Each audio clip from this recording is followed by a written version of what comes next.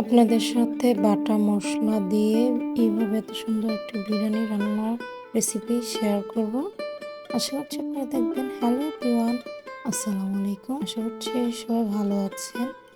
এখানে আমি নিয়ে নিলাম মশলা, দারচিনি, এলাচি, তেজপাতা, তারপর পেঁয়াজ কুচি নিয়ে নিলাম।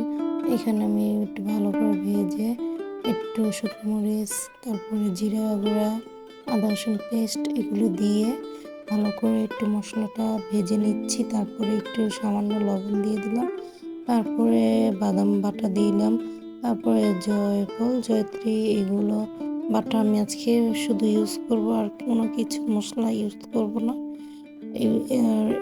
এইভাবে যদি আপনারা ট্রাই করে দেখেন তাহলে খুব মজা লাগবে। আপনারা ট্রাই করে দেখতে পারেন। আর একটু সস দিলাম, আর মশলাটা ভালো করে কষিয়ে নিচ্ছি।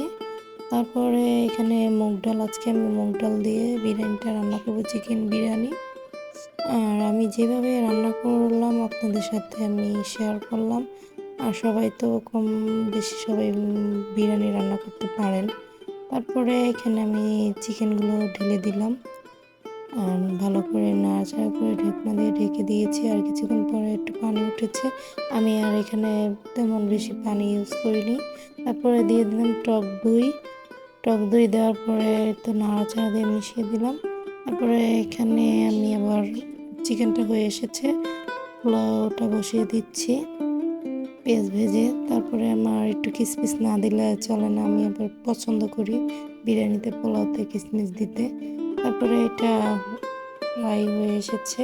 তারপরে আমি এখন চিকেনটা আগে রান্না করা সেটা ঢেলে দিচ্ছি। আশা করছি আপনার আমার পুরো ভিডিওটা ভালো লাগবে। আমি যেভাবে রান্না করছি আপনারা ট্রাই করে দেখতে পারেন, কিন্তু অনেক অনেক মজা হয়েছিল বিরিয়ানিটা সেদিন। তারপরে এই তো হালকা সিদ্ধ হয়ে এসেছে, তারপরে এই তো নামিয়ে ফেলেছি। এই হচ্ছে আমার ফাইনাল লুক বিরিয়ানি। আশা করছি আপনারা ভিডিওটা শেয়ার করবেন, লাইক কমেন্ট করবেন। আর ভিডিওটা দেখার জন্য অসংখ্য অসংখ্য ধন্যবাদ।